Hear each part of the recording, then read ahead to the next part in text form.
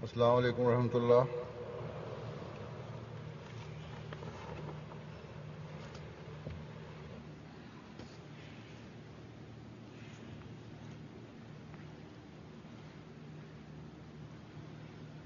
अशहदु अल्ला इलाहा इल्लल्लाह वहदहु ला शरीका लहू وأشهد أن محمدا عبده ورسوله أما بعد فأعوذ بالله من الشيطان الرجيم بسم الله الرحمن الرحيم الحمد لله رب العالمين الرحمن الرحيم مالك يوم الدين إياك نعبد وإياك نستعين اهدنا الصراط المستقيم صراط الذين أنعمت عليهم غير المغضوب عليهم ولا الضالين।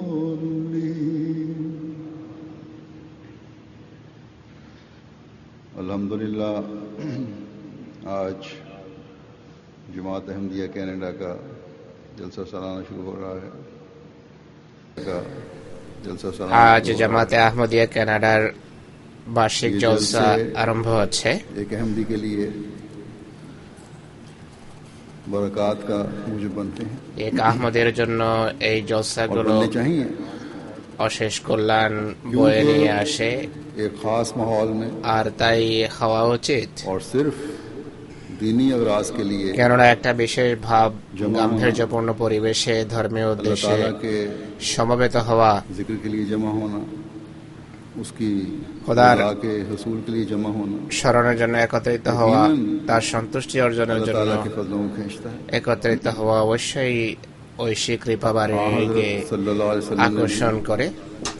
बड़ा खोल कर बयान फरमाया, মহানবী সাল্লাল্লাহু আলাইহি ওয়াসাল্লাম অত্যন্ত স্পষ্টভাবে বলেছেন, খোদার সন্তুষ্টি অর্জনের জন্য অনুষ্ঠিত বৈঠক বা মিটিং মজলিস খোদার কৃপার উত্তরাধিকারী করে তার জান্নাতের দিকে নিয়ে যায়।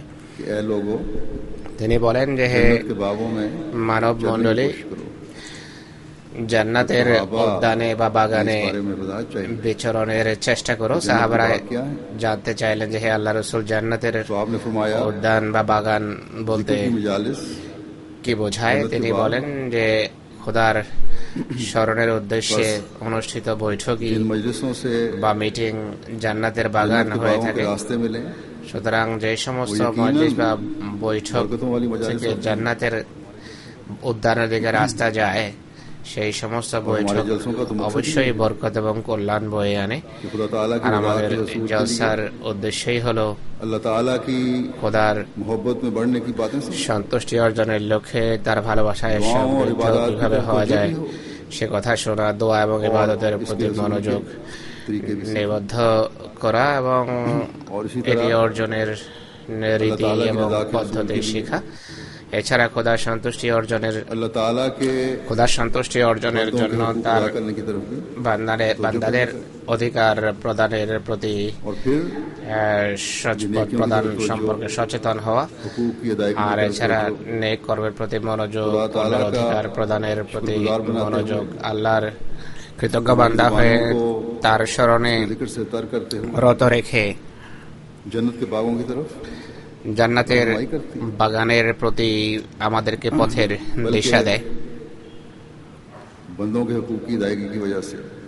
বরং মানবাধিকার जिसका हक अदा किया जा रहा हो প্রদানের কারণে যার অধিকার वो जब देखता है প্রদান করা হচ্ছে कि अदायगी সে যখন দেখে যে अदायगी हकूक की तवज्जो অধিকার প্রদানের প্রতি মনোযোগ এই মিটিং বা এই বৈঠকের ফলে সৃষ্টি হচ্ছে हो रही है, तो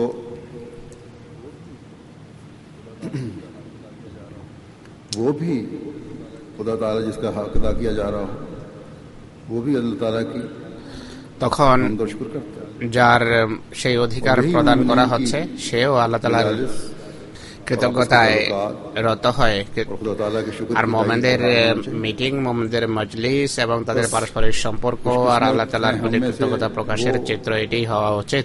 जो इस रूह के साथ সুতরাং আমাদের মাঝে সৌভাগ্যবান তারা मुताबिक अमल करते हैं, যারা এই চেতনা এবং প্রেরণা নিয়ে মিটিং এ আসে এবং তদনুসারে চলার চেষ্টা করে जन्नत के बागों के दरवाजे खोल আর ফলশ্রুতিতে শুধু নিজেদের জন্যই জান্নাতের দ্বার हुकूकुल इबाद উন্মোচন করে না, বরং মানবাধিকার जन्नत के बागों में প্রদান करने का जरिया बनते हैं। নিশ্চিত করার কারণে और फिर অন্যদের জন্য জান্নাতে বিচরণের সুযোগ সৃষ্টি अल्लाह করে ताला के फजलों को আর रिज़्क़ करने वाला এর ফলে খোদার বর্ধিত ফজল এবং কৃপা এক মোমেন লাভ করে বা दूसरों আকর্ষণ को করে नेकी का रास्ता दिखाने वाला, অন্যদেরকে, কেননা অন্যদেরকে পুণ্যের পথ नेकी करके দেখানো, পুণ্যের उसे अल्लाह পথের ताला की दिशा देया। गुज़ारी की तरफ বা तवज्जो दिलाने वाला भी কারো খোদার उसी को কৃতজ্ঞতার नेकी প্রতি के सवाब का मुस्तहिक़ बन মনোযোগ जाता है। নিবদ্ধকারী ততটা जितनी পুণ্যের नेकी ভাগী करने হয় वाला। যতটা কোন পুণ্য কর্মশীল ব্যক্তি পুণ্য পেয়ে লাভ করে থাকে। এক কথায় नेक नताइज की वजह से এক নেকি বা নেক कई কর্ম गुना বা সৎকর্ম नेकियों का सवाब दिलवाकर নেক फिर ফলাফলের अल्लाह ताला কারণে के फजलों और रहमतों का वारिस बनाती चली जाती है। খোদা তাআলার ফজল এবং কৃপার বহুগুণ ফজল এবং ये है কৃপার हमारा प्यारा खुदा উত্তরাধিকারী করে মানুষকে, जो नेकियों को বর্ধিত ফজল এবং কৃপার উত্তরাধিকারী করে। তো हजारों गुना फल लगाता है। ইনি হলেন আমাদের প্রিয় খোদা, যিনি নেক কর্মের শত और अपने গুণ बंदे की বা হাজার হাজার कोशिश की भी গুণ ফল দিয়ে থাকেন আর নিজ বান্দার मामूली कोशिश को भी इस कदर তুচ্ছ बढ़ा देता है প্রচেষ্টাকেও এত जो বেশি इंसानी ফলপ্রদ समझ से করেন बाहर है। যা মানবীয় চিন্তার বাহিরে। इस प्यारे खुदा के সুতরাং এই প্রিয় प्यार খোদার की तलाश में স্নেহের সন্ধানে तलाश हर एक को करनी चाहिए। বা এই প্রিয় খোদার স্নেহের সন্ধান और সকলকেই जैसा कि করা উচিত। मैं अक्सर कहता रहता हूँ, আমি যেভাবে প্রায়শই हज़रत मसीह मौद अलैहिस्सलातु বলে वस्सलाम থাকি, ने হযরত মসিহ মউদ जलसों का इनेकाद करके আলাইহিসসালাম हमारे लिए জলসার बरक़ात के প্রতিষ্ঠানের সূচনা করে আমাদের জন্য কল্যাণের जन्नत के बागों की দ্বার উন্মোচন सैर के लिए করেছেন। জান্নাতের एक वसी বাগানে और बेहतरीन इंतज़ाम পরিভ্রমণ फरमा दिया। এবং বিচরণের জন্য এক ব্যাপক এবং खुशकिस्मत होंगे অতি हम में से উত্তম वो ব্যবস্থা করেছেন। আমাদের মাঝে মজলিস তাই পরম और इस माहौल से সৌভাগ্যশালী फायदा তারা उठाकर যারা এই মজলিস अल्लाह ताला की এবং এই পরিবেশকে रज़ा की हासिल करने वाले बन जाए। কাজে লাগিয়ে লুফে নিয়ে খোদার बस সন্তুষ্টি অর্জনের প্রচেষ্টায় রত হবে।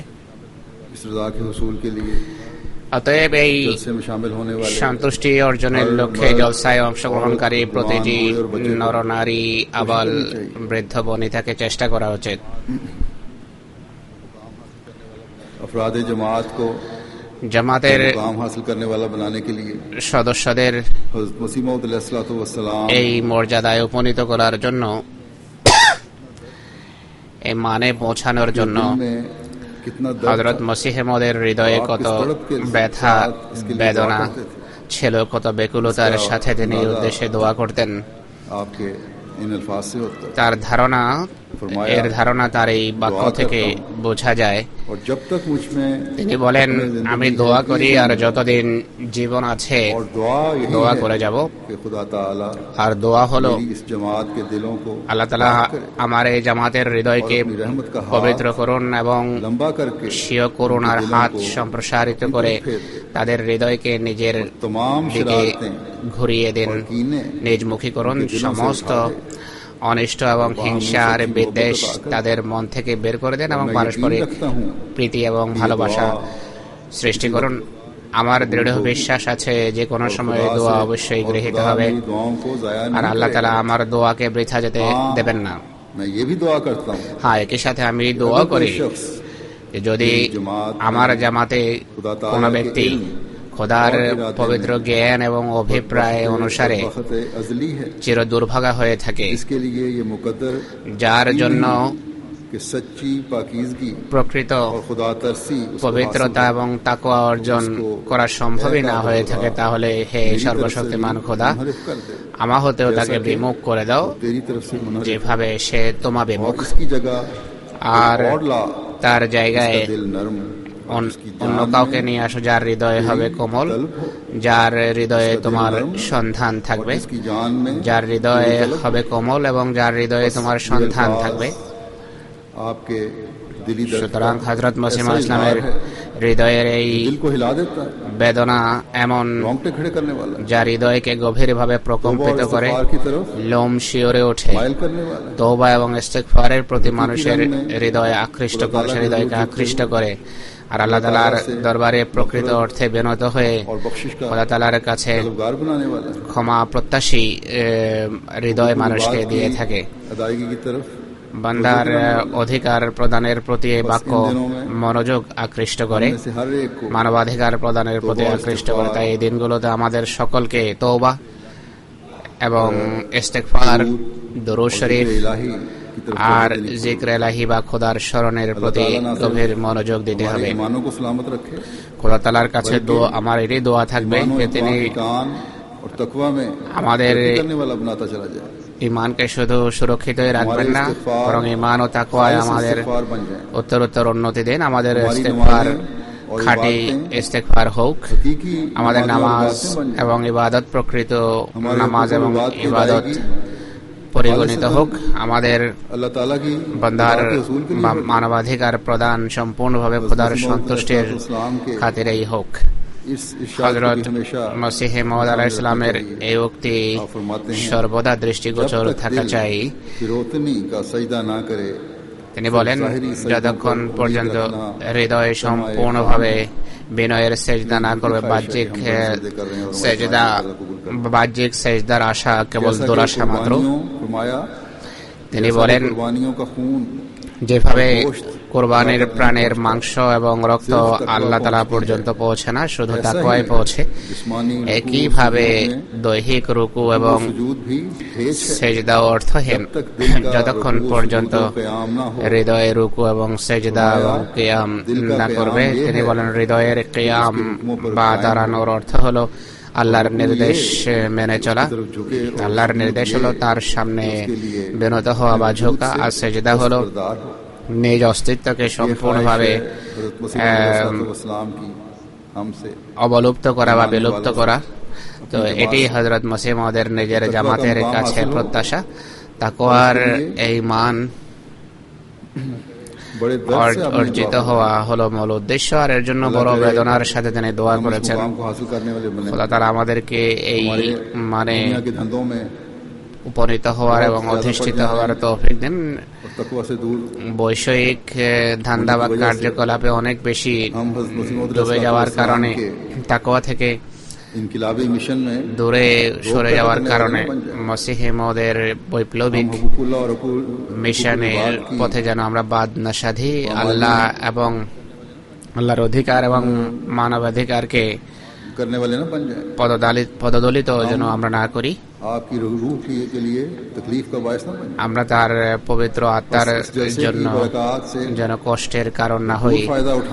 এই জলসার কল্যাণকে পুরোপুরি লুফে নেয়া এবং হযরত মসিহ মাউদ ইসলামের ইচ্ছা এবং তার দোয়ার উত্তরাধিকারী হওয়ার জন্য প্রত্যেক আহমদীকে নতুন প্রত্যয়ের সাথে দোয়া করতে হবে আর চেষ্টা করতে হবে যেন আমরা তাকওয়ার মান উন্নত করার চেষ্টা অব্যাহত রাখি। তাকওয়ার পথ সন্ধানের জন্য কোরআন আমাদের যে শিক্ষা দিয়েছে আর প্রকৃত মুমিনের যে মান কোরআন বর্ণনা করেছে তা চিহ্নিত করে তার উপর প্রতিষ্ঠিত হয়েই আমরা এই মান অর্জন করতে পারি, সেই মানে অধিষ্ঠিত হতে পারি যার প্রত্যাশা ব্যক্ত করেছেন হযরত মসিহ মাউদ। কোরআন তাকওয়ার উপর প্রতিষ্ঠিত হওয়া সম্পর্কে বিভিন্নভাবে বিভিন্ন স্থানে উল্লেখ করেছে, যার কতক এখানে আমি তুলে ধরবো, যেন আমাদের প্রত্যেকের আত্মবিশ্লেষণের প্রতি মনোযোগ নিবদ্ধ হয়।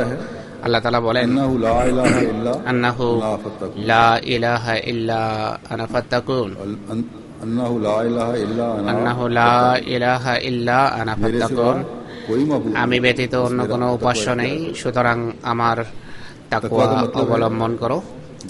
তাকওয়ার অর্থ হলো আত্মরক্ষার নিমিত্তে ঢালের পিছনে আশ্রয় নেওয়া, পাপ থেকে পাপ এড়িয়ে চলার চেষ্টা করা, সমস্যা থেকে বাঁচার চেষ্টা করা। আল্লাহ তাআলা বলেন যে আমার ইবাদত যদি যথাযথভাবে করো সেটি তাকওয়া, যা সকল অর্থে তোমাদের সুরক্ষা নিশ্চিত করবে, তোমাদেরকে পাপ থেকে রক্ষা করবে, পাপ মুক্ত রাখবে, সমস্যা থেকে রক্ষা করবে।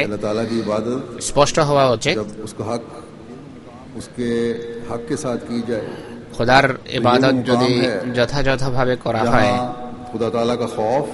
তাহলে মানুষের ভিতর খোদাভীতি এবং খোদাভীরুতা সৃষ্টি হয়। কিন্তু এই খোদাভীরুতা সেই ভালোবাসার কারণে হয়ে থাকে যা প্রকৃত মোমেন হৃদয়ে খোদার ভালোবাসার কারণে সৃষ্টি হয়। আর এটিকেই অন্য ভাষায় তাকওয়া বলা হয়ে থাকে। সুতরাং এই সকল ইবাদত যথাযথভাবে করার চেষ্টা করা উচিত একজন আহমদীকে, যেন সে মুত্তাকি এবং খোদার সন্তুষ্টি অর্জনকারী আখ্যা পেতে পারে। আর মানব সৃষ্টির বা মানব জন্মের এটাই উদ্দেশ্য।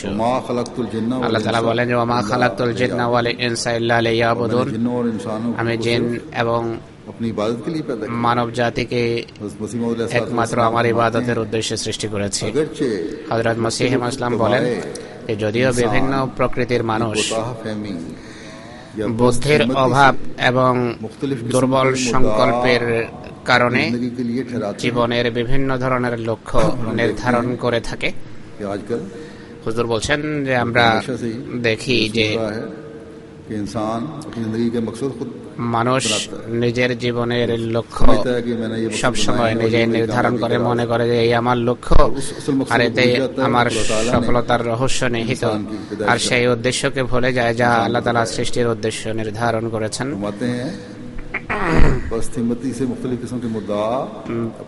বুদ্ধির অভাবে এবং দুর্বল মন মানসিকতার কারণে জীবনের বিভিন্ন লক্ষ্য মানুষ নির্ধারণ করে। হযরত মসিহ ইসলামের উত্তরে বলছেন, না, তিনি তার লেখা অব্যাহত আছে, শুধু জাগতিক লক্ষ্য এবং কামনা বাসনাকেই যথেষ্ট মনে করে, কিন্তু খোদা তাআলা মানব সৃষ্টির যে উদ্দেশ্য তার পবিত্র কিতাবে উল্লেখ করেছেন তা হলো মা খালাকতুল জিন্না ওয়াল ইনসা ইল্লা লিয়াবুদুন, অর্থাৎ জিন এবং মানুষকে আমি সৃষ্টি করেছি আমাকে চেনার জন্য, আমার ইবাদতের জন্য। এই আয়াত অনুসারে মানব জীবনের মূল লক্ষ্য এবং উদ্দেশ্য হলো খোদা তাআলার ইবাদত এবং খোদা সম্পর্কে তত্ত্বজ্ঞান অর্জন করা এবং সম্পূর্ণভাবে খোদার হয়ে যাওয়া। এটি জানা কথা যে মানুষ নিজ জীবনের লক্ষ্য নিজে নির্ধারণ করতে পারে না, কেননা মানুষ নিজ ইচ্ছায় পৃথিবীতে আসে না আর নিজ ইচ্ছায় পৃথিবী থেকে ফিরেও যেতে পারবে না। সে সৃষ্টি, সে মখলুক যিনি সৃষ্টি করেছেন আর সকল প্রাণীর তুলনায় উন্নত শক্তি এবং বৃত্তি তাকে দিয়েছেন। তিনি তার জীবনের একটা লক্ষ্য নির্ধারণ করেছেন, এই লক্ষ্য এবং উদ্দেশ্য বোঝুক বা না বোঝুক, কিন্তু মানব জন্মের মূল উদ্দেশ্য নিঃসন্দেহে আল্লাহ তাআলার ইবাদত, আল্লাহ সম্পর্কে আধ্যাত্মিক জ্ঞান এবং বুদ্ধি অর্জন করা, খোদার সত্তায় বিলীন হয়ে যাওয়া।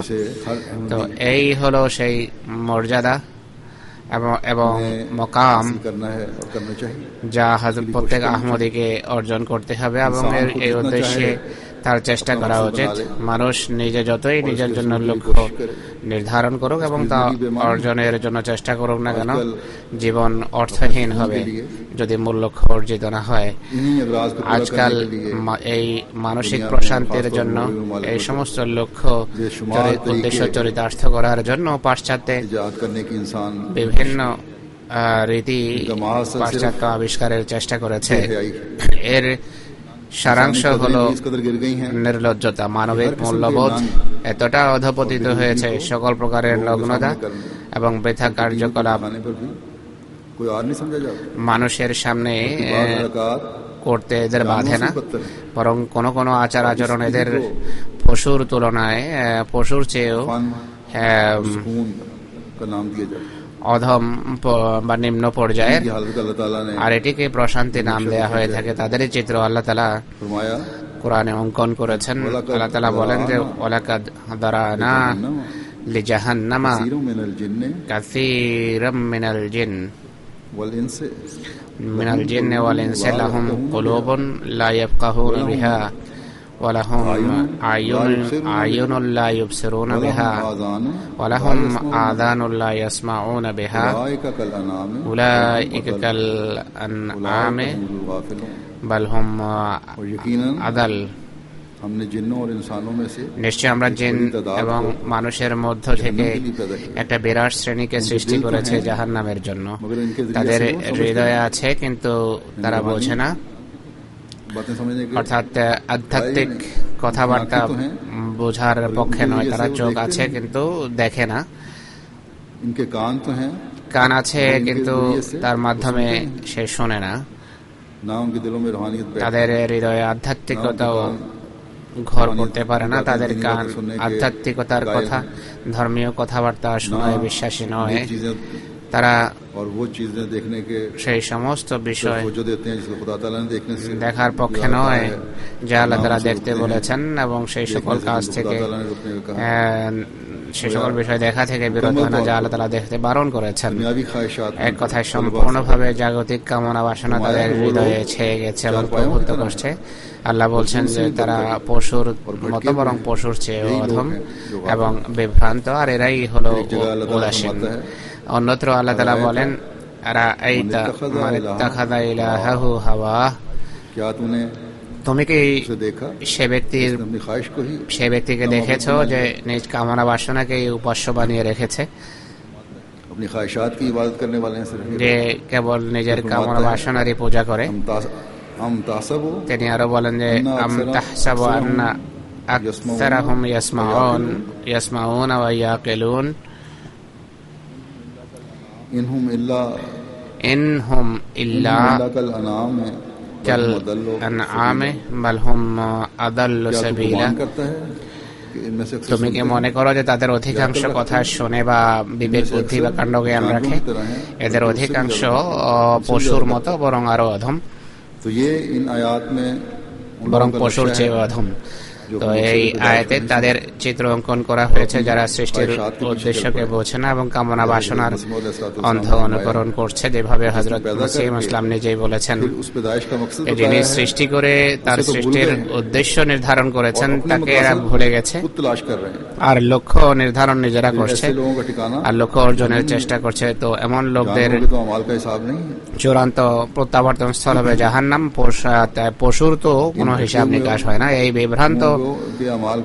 বিভ্রান্ত শ্রেণীর কর্মের অবশ্যই হিসাব হবে এবং নিশ্চয়ই তা তাদেরকে জাহান্নামে ঠেলে দেবে। আল্লাহ তাআলা এখানে বলেছেন যে আমরা বিরাট শ্রেণীকে জাহান্নামের উদ্দেশ্যে সৃষ্টি করেছি। কেউ যেন এই ভুল অর্থ না করে যে আল্লাহর বাণীতে কোনো প্রকারের বিরোধ আছে। একদিকে বলছেন যে জিন এবং মানুষকে আমার ইবাদতের জন্য সৃষ্টি করেছি, অপরদিকে বলছেন যে জাহান্নামকে ধরার জন্য সৃষ্টি করেছি। এই দ্বিতীয় আয়াতের অর্থ হলো আল্লাহ তাআলার পক্ষ থেকে হেদায়েতের সমস্ত উপকরণ থাকা সত্ত্বেও, যদিও খোদার রহমত সর্বব্যাপী, তা সত্ত্বেও সংখ্যাগরিষ্ঠ শ্রেণী এদিকে কাজে লাগায় না আর খোদার ইবাদত করে নিজের ইহা এবং পরকালকে সুনিশ্চিত করার বিধান করে না, বরং এর পরিবর্তে কামনা বাসনার দাসত্ব করে জাহান্নামের পথের দিকে এগিয়ে যায়। ভাষাবিদেরা বলেন যে এখানে জাহান্নাম শব্দের সাথে যে অতিরিক্ত লাম রয়েছে, সেই লাম তাদের পরিণামের দিকে ইশারা করে, ইঙ্গিত করে, তাদের সৃষ্টির লক্ষ্যের দিকে ইশারা করে না। এই লক্ষ্যে আল্লাহ সৃষ্টি করেননি, কারণ তাদের যে পরিণাম হবে তার জন্য এই শব্দ ব্যবহার হয়েছে। তো খোদা থেকে দূরে গিয়ে খোদার সাথে দূরত্ব সৃষ্টি করে তার প্রকৃত ইবাদত না করে তার নির্দেশ না মানার কারণে এই পরিণতিতে মানুষ উপনীত হয়। তো আমি যেভাবে বলেছি, আজকাল নিজেদের বাজে কামনা বাসনার ফলে মানুষের এই পরিণতি হয়েছে। পশুর তুলনায় হীন এবং নীচ কর্মকাণ্ডে মানুষ লিপ্ত হচ্ছে, প্রকাশ্যে বিভিন্ন বাজে কার্যকলাপে লিপ্ত হয়, নোংরা এবং বাজে কাজকর্ম দেখা হয়। পর্নোগ্রাফির ফিল্ম, ভিডিও ফিল্ম অতি সহজলভ্য, তা দেখে মানুষ পশুর চেয়ে অধম হয়ে গেছে। আক্ষেপে বা দুঃখের সাথে বলতে হবে, আমার কাছে অভিযোগ আসে আমাদের কোন আহমদী যুবক বরং মধ্যম বয়সী অনেকেই এ ধরনের বাজে বা তুলনামূলকভাবে কম নগ্ন ছবি দেখে, আর এই কারণে অনেক ঘর ভেঙে যাচ্ছে। তাই আল্লাহ তাআলাকে ভয় করা উচিত। আল্লাহ স্পষ্ট করেছেন যে এমন মানুষের ঠিকানা হবে জাহান্নাম। হযরত মসিহ মাউদ আলাইহিস সালাতু ওয়াস সালাম স্পষ্ট করেছেন যে যদি আমার সাথে চলতে হয় তাহলে এই ধরনের বৃথা কার্যকলাপ এবং নিজ কামনা বাসনাকে পরিহার করো, নতুবা আমার সাথে সম্পর্ক ছিন্ন করো। এমন মানুষ প্রায় সময় জলসায় আসে না, জামাত থেকেও তারা অনেক দূরে থাকে। কিন্তু যদি কেউ এসে থাকে বা তাদের কানে যদি এই কথাগুলো পৌঁছে বা তাদের আত্মীয় স্বজন যদি এই কথাগুলো পৌঁছায় তাদের, তাহলে এদের নিজেদের সংশোধনের চেষ্টা করা উচিত। জামাতের ব্যবস্থাপনার কোনো পদক্ষেপ নেয়ার পূর্বেই না হয় তাদের নিজেদের জামাত ছেড়ে দেওয়া উচিত। একইভাবে যে সমস্ত ছেলেরা যৌবনে পদার্পণ করে ভালো মন্দের পার্থক্য যারা জানে না, পরিবারের সদস্যরাও তাদেরকে বলে না এবং নিজামের সাথেও ততটা সংশ্লিষ্ট নয়, তাদেরকেও বলবো যে এ ধরনের বাজে কাজ, বাজে ফিল্ম এবং ছবি দেখা একটি নেশা। তাই এমন ছেলেদের সাথে বন্ধুত্ব করবেন না যারা এমন বাজে কার্যকলাপে লিপ্ত, তারা আপনাদেরকেও প্রভাবিত করবে। একবারও যদি কোনো নোংরামি বা কোনো প্রকারের নোংরামিতে লিপ্ত হন তাহলে তা থেকে বের হওয়া কঠিন। হযরত মসিহ মাউদ আলাইহিস সালাম এই আয়াতগুলোর ব্যাখ্যায় এক জায়গায় বলেন যে আল্লাহ তাআলা বলেছেন, আমরা অধিকাংশ জিন এবং মানুষকে জাহান্নামের উদ্দেশ্যে সৃষ্টি করেছি। এই জাহান্নাম তারা নিজেরাই নিজ হাতে বানিয়েছে। আল্লাহ তাআলা জাহান্নাম বানিয়ে দেননি, তারা নিজেরা বানিয়েছে। তাদেরকে জান্নাতের প্রতি তাদেরকে জান্নাতের দিকে আহ্বান করা হয়, পবিত্র হৃদয়ে পবিত্র কথাই শুনে। আর নোংরা চিন্তাধারার অধিকারী মানুষ নিজের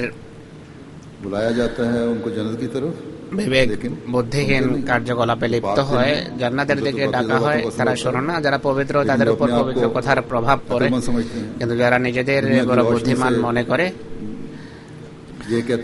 আর বলে যে জাগতিক আলো বা জ্ঞানকে কাজে লাগানো উচিত, এরা নিজেদের চিন্তাধারার বা বিবেক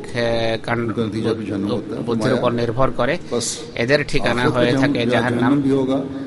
তো এমন লোকদের জন্য পারলৌকিক জাহান্নাম রয়েছে আর ইহজাগতিক জাহান্নামও। ইহজাগতিক জাহান্নাম থেকেও তারা মুক্তি পাবে না, আর ইহজাগতিক জাহান্নাম পারলৌকিক জাহান্নামের জন্য প্রমাণ স্বরূপ হয়ে থাকে। বিভিন্ন রোগ ব্যাধির কারণে এবং অন্যান্য বিষয়ের কারণে এই পৃথিবীতেই এরা জাহান্নামে লিপ্ত, জাহান্নামে নিমজ্জিত থাকে। এরপর জাগতিক জাহান্নামের চিত্র অঙ্কন করতে গিয়ে মুসলিম ইসলাম বলেন এই কথা ভেবো না যে জাগতিক ধন সম্পদ, ক্ষমতা এবং সম্মান আর সন্তান সন্ততি কোনো ব্যক্তির জন্য আরাম এবং প্রশান্তির কারণ হতে পারে আর তারা জান্নাতে জীবনযাপন করে, এমন নয়। সেই আরাম এবং সেই মানসিক প্রশান্তি যা জান্নাতের নিয়ামত রাজের অন্তর্গত, তাই সমস্ত কথার মাধ্যমে লাভ হয় না, তাকওয়ার সত্তায় জীবনযাপন এবং মৃত্যুবরণের মাধ্যমেই লাভ হয়। তিনি বলেন জাগতিক স্বাদ এবং সুখ এক ধরনের অপবিত্র বাসনাকে জাগ্রত করে, চাহিদা এবং পিপাসার বাড়িয়ে দেয়। ইস্তেসকার রোগের মতো, অর্থাৎ এমন মানুষ যাদের অনেক বেশি পিপাসার রোগ লেগে যায়, তাদের পিপাসার নিবারণ হয় না, এমন রোগীর মতো এই ধরনের লোকদের পিপাসার কোনোভাবে নিবারণ হয় না, এক পর্যায়ে তারা ধ্বংস হয়ে যায়। তাই অর্থহীন কামনা এবং বাসনার অগ্নি সেই আগুনের অন্তর্গত, যা মানুষকে শান্তির বা স্বস্তির নিঃশ্বাস নিতে দেয় না, বরং এক ব্যাকুলতা এবং উৎকণ্ঠার মাঝে তারা নিপতিত থাকে। তাই এই কথাগুলো যেন আমার বন্ধুদের দৃষ্টির আড়ালে না থাকে, অর্থাৎ এই কথাগুলো যেন তারা দৃষ্টিগোচর রাখে। তিনি বলেন যে সেই অগ্নি যা মানব হৃদয়কে জ্বালিয়ে শেষ করে দেয়, বরং তাকে কয়লার তুলনায় কালো এবং অন্ধকারাচ্ছন্ন করে দেয়, তা হলো গায়রুল্লাহ বা আল্লাহ ভিন্ন অন্যের মোহ, অন্যের প্রতি আকর্ষণ। তাই প্রকৃত মুমিনকে তাকওয়ার উপর বিচরণকারীকে নিজেদের প্রতিটি কর্ম সম্পূর্ণভাবে আল্লাহর সন্তোষের উদ্দেশ্যে করা উচিত। হৃদয় থেকে কামনা বাসনা এবং তথাকথিত প্রশান্তির জাগতিক মূর্তিকে মন থেকে ছুড়ে ফেলতে হবে, তাহলে একজন মুমিন প্রকৃত মুমিন হতে পারে। তো এই দিনগুলোতে আল্লাহ তাআলা যে সুযোগ দিয়েছেন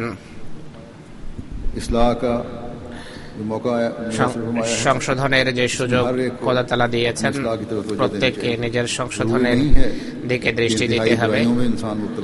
শুধু ভয়াবহ পাপে লিপ্ত হওয়াই নয়, বরং ছোট ছোট পাপ, তুচ্ছ পাপ যা আছে তাও দূরীভূত করার চেষ্টা করা উচিত, কারণ এগুলো অনেক সময় তাকওয়া থেকে দূরে ঠেলে দেয় এবং পাপে মানুষকে নিমজ্জিত করে। আল্লাহর স্মরণে রত থাকুন, ইস্তেগফার এবং দরুদের মাধ্যমে খোদার নৈকট্য লাভের চেষ্টা করুন। নিজেদের হৃদয়কে অন্যের ভালোবাসা বা আল্লাহের অন্যের প্রতি যে মোহ আছে তা থেকে মুক্ত করুন। খোদার প্রতি কৃতজ্ঞ হন। এই কৃতজ্ঞতা আল্লাহর ভালোবাসা আকর্ষণের কারণ হয়ে থাকে। এদেশে এসে জাগতিক দৃষ্টিকোণ থেকে ঐশী কৃপারাজির যে দ্বার উন্মুক্ত হয়েছে, তা খোদা তাআলার নেয়ামতের লাভের মাধ্যম করুন। খোদার ক্রোধভাজন হওয়ার মাধ্যম যেন এটি না হয়। আল্লাহ তাআলা বলেছেন, তোমাদের তাকওয়া তোমাদের জন্য সম্মানের কারণে। কথা বলেননি যে তোমাদের টাকা পয়সা ধন সম্পদ তোমাদের জন্য সম্মান বয়ে আনবে। আল্লাহ বলছেন যে ইন্না আকরামাকুম ইনদাল্লাহি আতকাকুম, আল্লাহর দৃষ্টিতে তোমাদের মাঝে সম্মানিত সে যে সবচেয়ে বড় মুত্তাকি।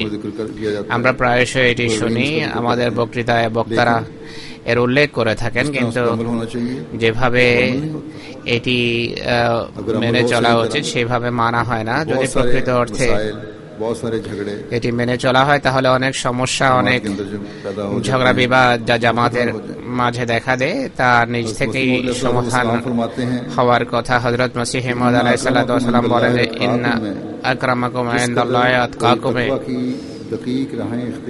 কোন ব্যক্তি যতটা তাকওয়ার সূক্ষ্ম পথ অনুসরণ করবে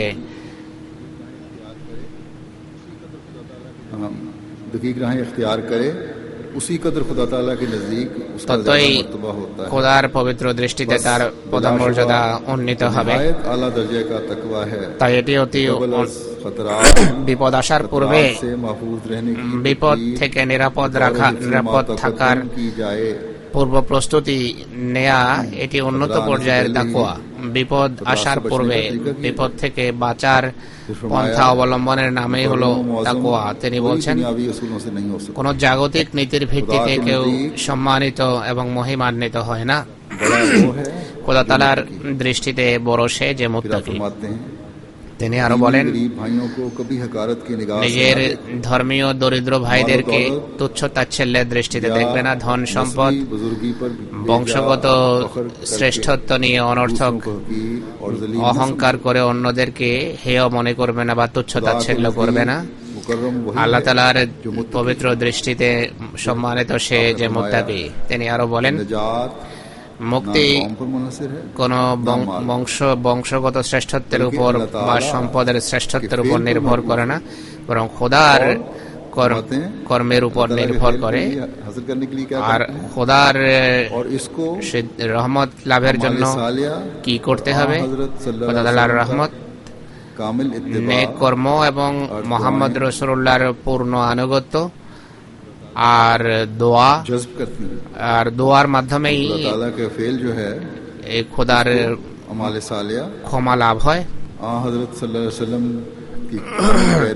নেক কর্ম, মুহাম্মদ সাল্লাল্লাহু আলাইহি ওয়াসাল্লামের কামেল আনুগত্য এবং দোয়াই খোদা তাআলার খোদার কৃপার কারণ হয়। এক জায়গায় তিনি অত্যন্ত কঠোর ভাষায় সতর্ক করেছেন। তিনি বলেন যে খোদার দৃষ্টিতে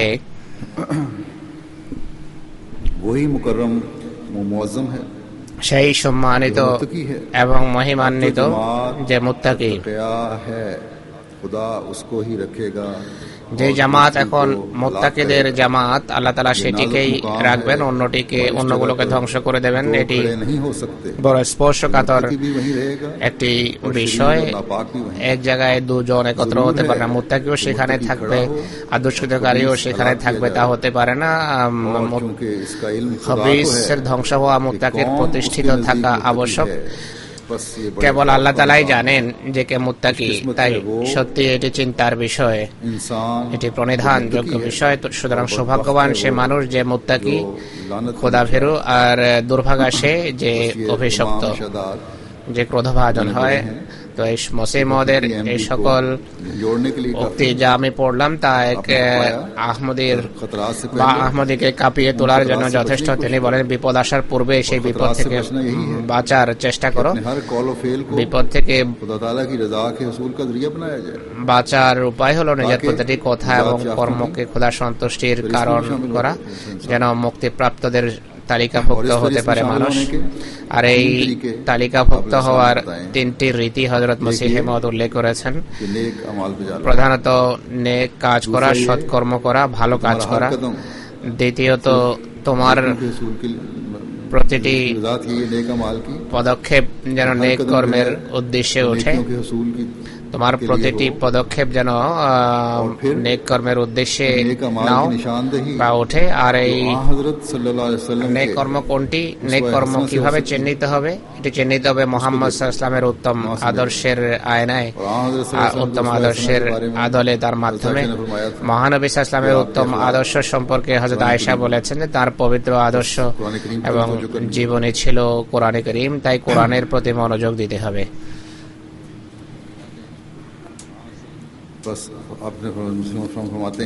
হযরত মসিহ মওউদ আলাইহিসসালাতু ওয়াসাল্লাম বলেন যে রাসূলুল্লাহ সাল্লাল্লাহু আলাইহি ওয়াসাল্লামের পূর্ণ আনুগত্য করো, তাহলেই এটি লাভ হবে। আর নিজের আমল এবং কর্ম আর রাসূলুল্লাহ সাল্লাল্লাহু আলাইহি ওয়াসাল্লামের সুন্নাত এবং রীতিনীতি অনুসরণকে আল্লাহর দরবারে ঝুঁকে এবং দোয়ার মাধ্যমে সুন্দর করো, সুশোভিত করো এবং এতে উজ্জ্বল সৃষ্টি করো। এমন লোকদের অদৃষ্ট সাফল্য নিহিত। এরাই তাকওয়ার উপর প্রতিষ্ঠিত মানুষ, যারা পৃথিবীতে ছেয়ে যাবে, পৃথিবীতে জয়যুক্ত হবে।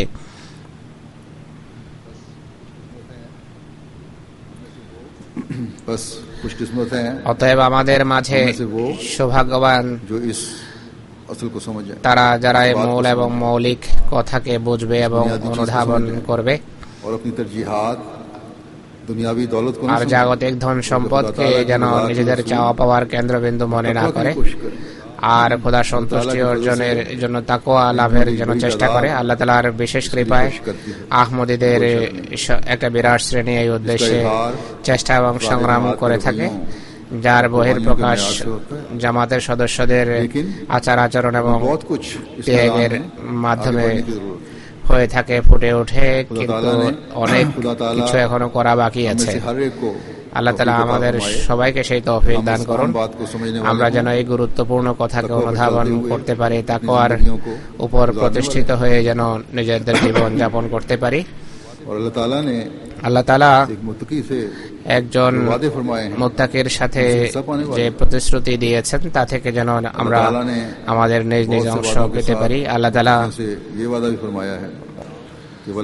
অন্যান্য প্রতিশ্রুতির পাশাপাশি মুত্তাকিকে এই প্রতিশ্রুতিও দিয়েছেন যে ওয়াল আকিবাতুল লিল মুত্তাকিন, সফলতা এবং শুভ পরিণাম হবে মুত্তাকিদের, খোদাভীরুদের। হযরত মসিহ মাউদ বলেন, সকল প্রকারের হিংসা, বিদ্বেষ, পরচর্চা, অহংকার এবং আত্মশ্লাঘা, অনাচার ও কদাচার এর বাহ্যিক এবং গুপ্ত পথ আর আলস্য এবং উদাসীনতা এড়িয়ে চলো, আর ভালোভাবে স্মরণ রেখো যে শুভ পরিণাম মুত্তাকিদেরই হয়ে থাকে, যেভাবে আল্লাহ নিজে বলেন যে ওয়াল আকিবাতুল লিল মুত্তাকিন।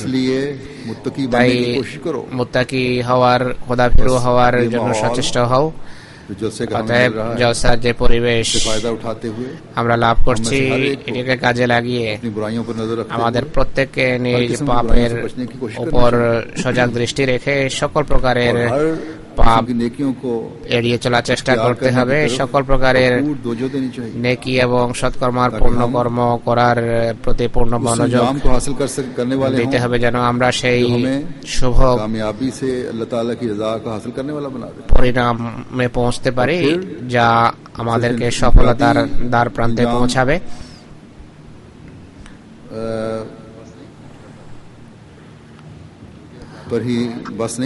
আর আল্লাহ তাআলা শুধু ব্যক্তিগত শুভ পরিণামের কথা বলেই শেষ করেননি, বরং জামাতের একটা বিরাট শ্রেণী পুরো চেষ্টার সাথে যদি পূর্ণপর প্রতিষ্ঠিত হয় এবং তাকওয়া অর্জনের যদি চেষ্টা অব্যাহত রাখে, তাহলে সমষ্টিগতভাবে জামাতের উপর আল্লাহ তাআলার কৃপাবারের মাত্রা উত্তরোত্তর বৃদ্ধি পাবে। ঐশী কৃপাবাড়ি প্রবল রূপ ধারণ করবে ইনশাআল্লাহ, উত্তরোত্তর বা প্রবলতর হবে।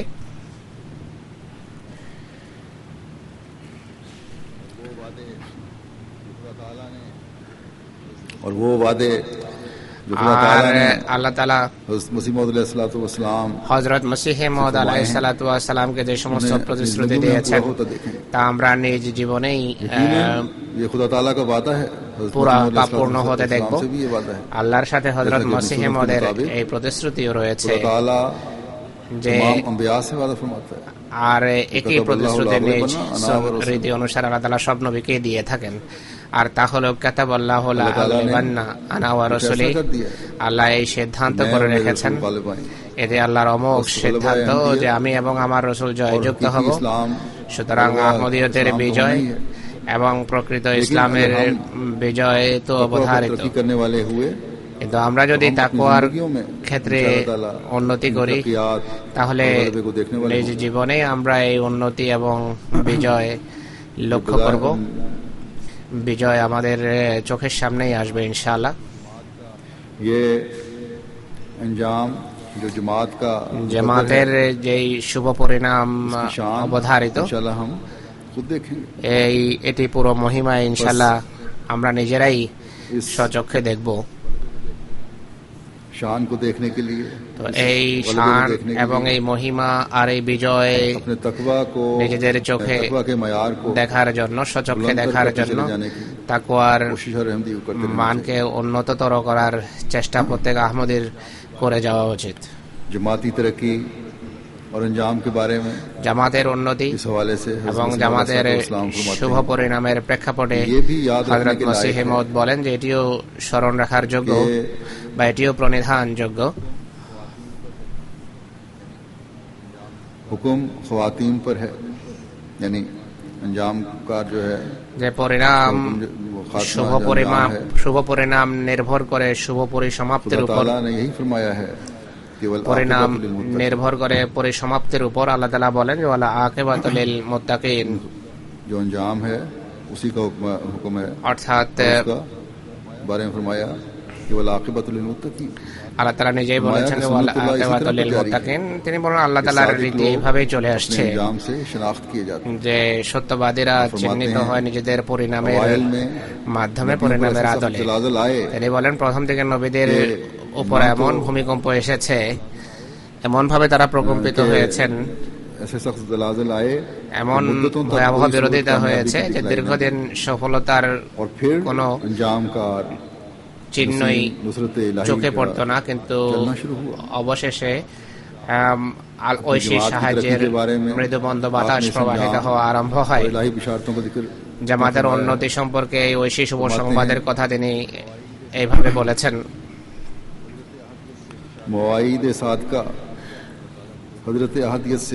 আল্লাহ তাআলার পক্ষ থেকে সত্য প্রতিশ্রুতি এবং শুভ সংবাদ আমি পেয়ে থাকি, আর এই সংবাদ যখন আমি পাই আমার দুঃখ সম্পূর্ণভাবে দূর হয়ে যায়। আর এই কথার উপর আমার ঈমান নতুন ভাবে দৃঢ়তা লাভ করে, অর্থাৎ জামাতের উন্নতির সংবাদ আল্লাহ তাআলা তাকে দিয়ে থাকেন। যখন আমি তা শুনি আমার ঈমান সতেজ হয়। তিনি বলেন যে আমি এই সৌরভ পাচ্ছি যে চূড়ান্ত বিজয় আমাদের। সুতরাং এই উন্নতি এবং বিজয় জামাতে আহমদিয়ার চিরদৃষ্ট। এই বিজয়ের বা এই উন্নতির অংশ হওয়ার জন্য আমাদের নিজেদের তাকওয়ার মানকে উন্নত করা আবশ্যক। জলসার দিনগুলোতে আর এর কয়েকদিন পর রমজান আরম্ভ হচ্ছে ইনশাআল্লাহ। এটিকে পুরোপুরি কাজে লাগিয়ে প্রত্যেক আহমদীকে তাকওয়ার মানকে উন্নততর করে যেতে হবে। আল্লাহ তাআলা আমাদের সবাইকে এই লক্ষ্য অর্জনের তৌফিক দান করুন। জলসার এই দিনগুলোকে লুফে নেয়ার, কাজে লাগানোর তৌফিক দান আল্লাহ তাআলা সবাইকে।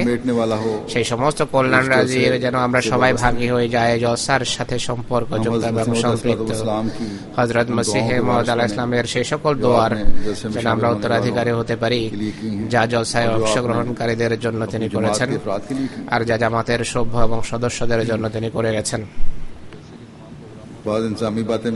কিছু প্রশাসনিক কথাবার্তাও রয়েছে। জলসার সকল অনুষ্ঠান মালা নীরবে সকলকে শোনা উচিত এবং উপস্থিত থাকা উচিত এখানে। আর যে সমস্ত জ্ঞান গর্ভ এবং আধ্যাত্মিকতায় পরিপূর্ণ বক্তব্য এখানে রাখা হবে সেগুলোকে জীবনের অংশ করে নিন আপনারা। আল্লাহ তাআলা সবাইকে তৌফিক দিন। প্রশাসনিক দৃষ্টিকোণ থেকে কথাও বলতে চাই যে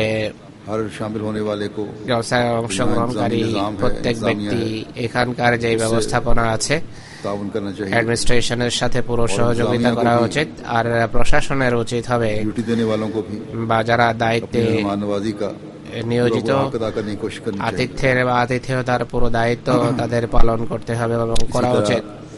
অনুরূপভাবে যারা দায়িত্বে নিয়োজিত আছেন জলসায় অংশগ্রহণকারী প্রত্যেক ব্যক্তি নিজ নিজ পরিবেশের উপর পারিপার্শ্বিকতার উপর দৃষ্টি রাখুন। আল্লাহ সবাইকে সকল অনিষ্ট থেকে রক্ষা করুন।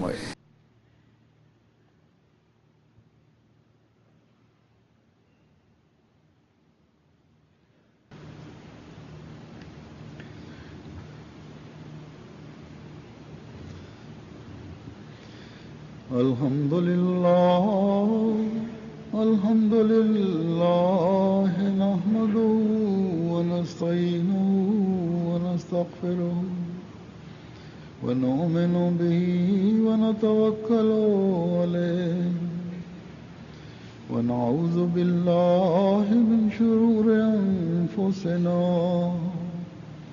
ওয়া মিন সাইয়্যাতি আ'মালিনা। من يهده الله فلا مضل له ومن يضلل فلا هادي له ونشهد أن لا إله إلا الله ونشهد أن محمدا عبده ورسوله عباد الله رحمكم الله إن الله يأمر بالعدل والإحسان وإيتاء ذي القربى وينهى عن الفحشاء والمنكر والبغي يعظكم لعلكم تذكرون اذكروا الله يذكركم وادعوه يستجب لكم ولذكر الله أكبر. हज़रत मसीह मऊद अलैहिस्सलातु वस्सलाम फरमाते